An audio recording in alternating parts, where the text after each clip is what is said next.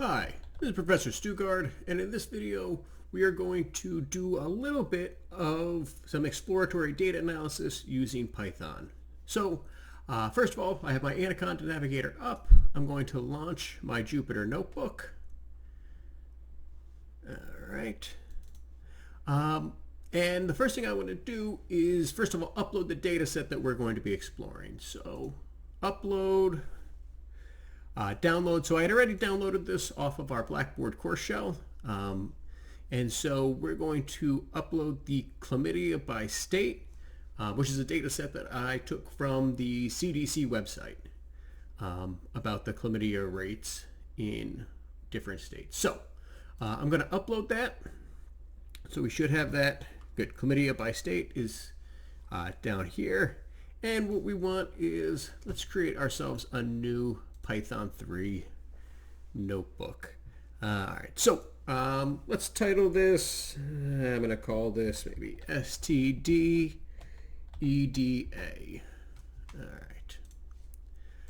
All right. So the first thing that I always want to do is typically import the packages that I'm going to use. And so the first one, import pandas.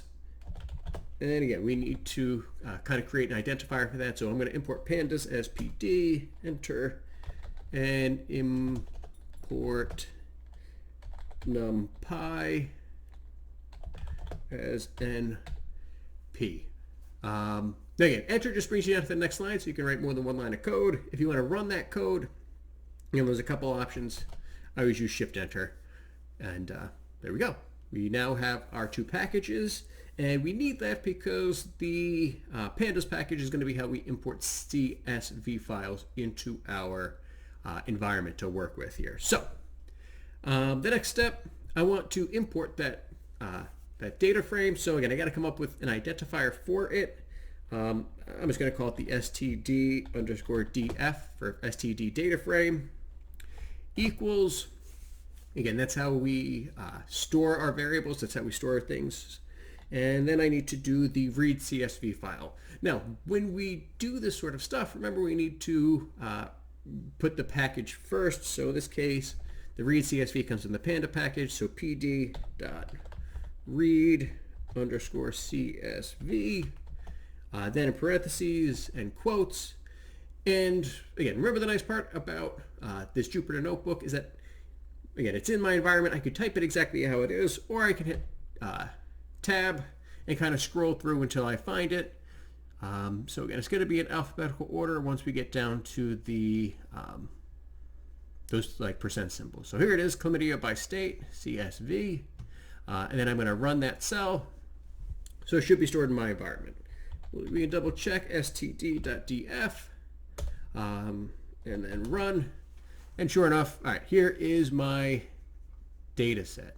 So I can see the indicator is chlamydia. We have the years. And again, the nice part about just looking at the data frame this way, we see the head and the tail at the same time. So it looks like we started in the year 2000. It goes up to 2015. Geography, Alabama, Alaska, America, Samoa, Arizona. So all right, it looks like that's mostly the states. But again, we have America, Samoa. Then we have rate, cases, and population. So cases and population, I can do a quick check here, make sure that's how they calculated the rate.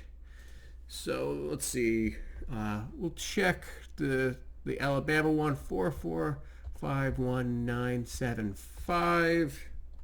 That's the population. So let's say that's my denominator. And then if I divide by, I take the number of cases, so 15323.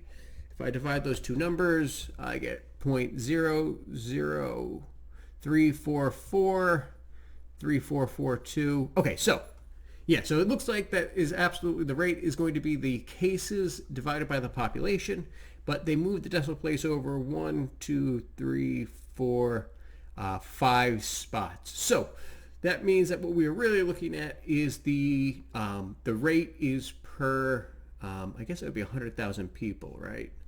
Let's just double check.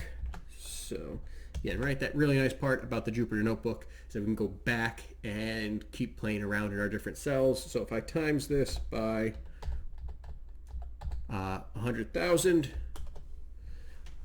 Yeah, 344.2. Perfect. So that's how they calculated the rate.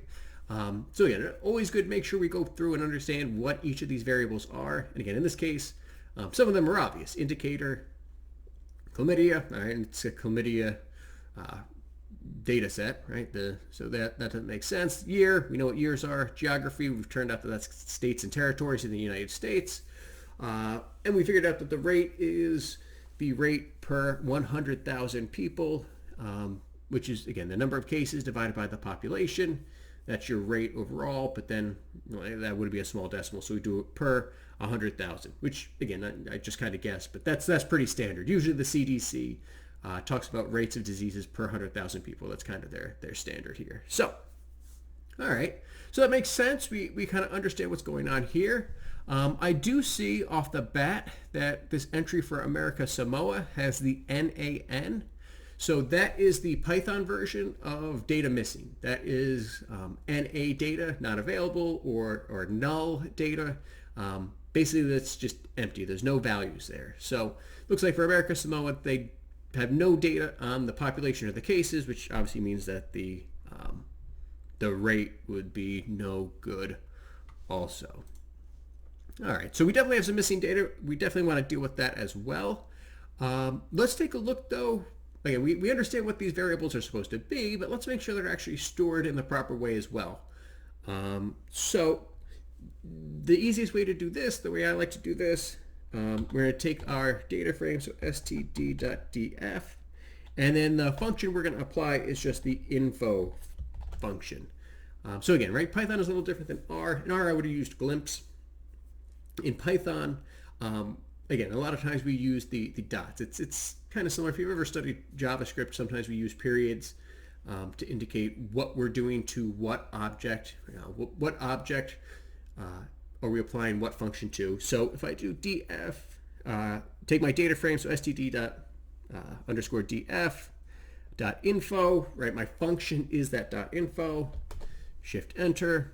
All right, so my class, I have a from the pandas package. This is a data frame. My index, I have 896 total entries, counting from 0 to 895. So again, that's that indexing idea. Where do we start counting? Well, we start counting at 0. So I go from 0 to 895 for a total of 896 entries. My data, I have a total of 6 columns. And let's see. So column 1 is just my indicator. So that's just counting. The non-null, what data is not missing, what do we have full data for? So 896. So all of the 896 entries we have data for, and that data type is an object. So again, that's kind of fairly general. You can kind of think that almost like a character. Then we have year, 896, again, non-null. So all the data is there for the years, and that is stored as an integer, int for integer. Geography, again, those are names, so those are just objects. The rate is a float. So again, float, that's our decimal values, and so that's good. That's stored as a number, which means I can actually do math with it. So that's really good. That's taken care of. Cases, again, that's a float, taken care of. Population, that's a float, taken care of. Very, very nice. So that all looks pretty good. But if you look, the rate and the cases in the population, we only have 864 non-null objects, which means there's a lot of missing data. Well, maybe not a lot, but there's definitely some missing data for the rate, the cases, and the population. And we saw that up here with America Samoa. And so, again, if I want to do math or do analysis, I kind of have to either go through and exclude all of the missing data anytime I try to do a function, or I can just try to remove that missing data and just work with the data frame that's left. Now, a few things, again, I see that the rate, the cases, and the population all have the same amount of missing data. Looks like we're missing, what would that be, 32 entries, right? Out of the 896, we only have 864. So again, that's less than 5% of the data. So that's not too bad. again, if I ever want to check how much data do I have, how much data would I lose if I get rid of what's there, what's the ratio there? Oh, I'm still going to have 96.4% of my data. So even if I get rid of the missing data, that only accounts for roughly 3.5%. So I think we'll be good removing it, except let's make sure we understand what it is that we're removing first. So what I want to do is take my data frame and filter only for the values that are missing, right? Only for the rows, only for the observations that are missing data. So the way I do my filter, again, I type my data frame, so std underscore df. I'm going to filter using the square brackets.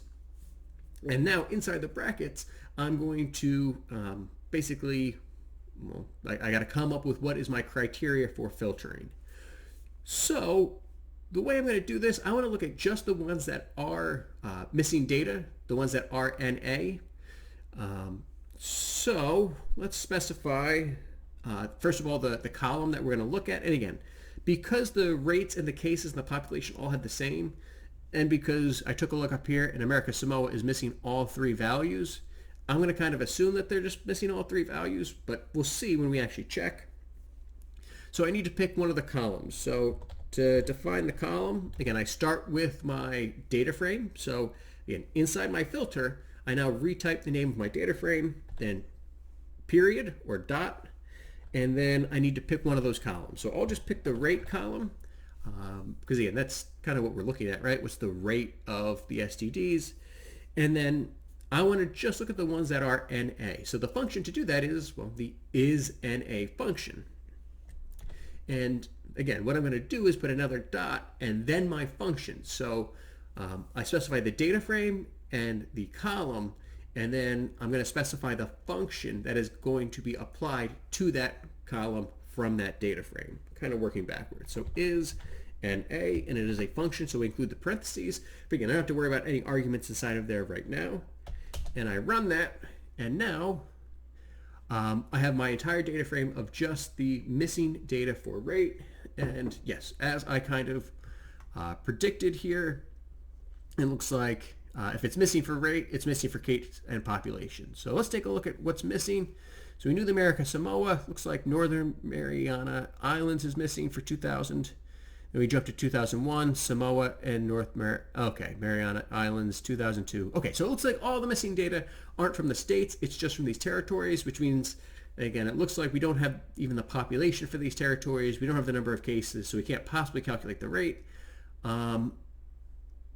I think it would be fine. Yeah, looks like, again, all the missing data comes from either the America Samoas or there's Northern Mariana Islands, the territories of the United States, but not the actual states. So I think we'll be just fine dropping all of that data. So the way we're going to drop that data is very similar to what we just did to filter it. So in our next cell, I want to just drop those values. So I can overwrite it. I can create a new one. Again, if I want to try to do my analysis, I can also just test to see if the drop NA works first. The drop NA is pretty simple. So again, I'm going to start with my data frame. So std underscore df dot, and then the function is just drop NA. And again, you could supply some arguments here. You could actually define whether you want to drop entire columns that are missing data, or you just want to drop observations. By default, it's going to drop the observations, which means it's going to drop the rows, which is really what we want. So again, if I just run this code as is, we can see that we got rid of that American Samoa that had missing data. It's just gone. And we're down to 864 rows with these 6 columns, which is nice. That's exactly what we wanted to do. So again, we can store it and overwrite this. Just to show you that there's other arguments that we can supply here. If I wanted to get rid of columns that were missing data instead, I can supply the argument axis equals 1. By default, it's 0. 0 is rows, axis is 1. Will be your columns instead. If I run that as axis equals 1, now we have all 896 rows. It preserved all of the observations, but now it just got rid of those 3 columns that had missing data. Now, that's not what we want to do. We wanted to just get rid of the rows. So axis equals 0. Again, by default, that's the default argument that's applied. So whether we include this or we don't, we're still going to get the exact result that we want. Again, whether you include it or not, whether you want your code to be more readable, people to understand what it is you're doing, that's kind of up to you. Now, what I need to do, though, is restore this data frame if I want to do any sort of analysis with it. Because, again, I ran this code, it dropped the NA, but it just did that as my output. It's not actually stored in my environment. I can't do anything with it. So I can do std_df equals, and that will overwrite it for me. If I wanted to, I could do std_df _states or update it or something if I wanted to denote that I got rid of the missing data. In this case, I don't think it's a big deal because we left off territories, which aren't states. I mean, they're still part of America. They're obviously still Americans, but we don't even know the population in this given data frame. So I think we'll be all right. So I'm going to run my code. Notice how that doesn't show up anymore, right? Because the output is no longer the filtered data frame. There is no output because it just resaved my actual data frame. So if I go to look at std_df, again, I can inspect it again. And now I see, yeah, it got rid of the American Samoas. I'm down to my 864 rows and my 6 columns. And then I can always double check again as well. I can go back and check the info. Now again, right, this is the part where it can get a little confusing, especially when you're first starting off with Python and you might have a bunch of different cells doing a whole bunch of different things for each of these projects. This was for the original data set. I can go back and run this cell again. And look, now there's only 864 entries and each one has 864 non-null. So yeah, well, that's what we have there. All right, so our data frame, we got rid of all the missing data. We have chlamydia. All right, that's kind of standard. My other variables, year, the state, the rate, the cases, the population. So what can I do with this data? What can I start to explore? How can I use these variables? Well, those are questions that you need to be able to ask. You need to be able to look at a data set and come up with questions that you want to investigate based upon that data. So that's part of your project. This week, I want you to basically, code along with me and create a Python file that takes this data frame, explores it, gets rid of the missing values, and then you will export it and upload it. And then also with your upload include at least 2 questions that you can start to explore using this data set. All right. Well, good luck. If you have any questions, please let me know. And otherwise, take care of yourselves.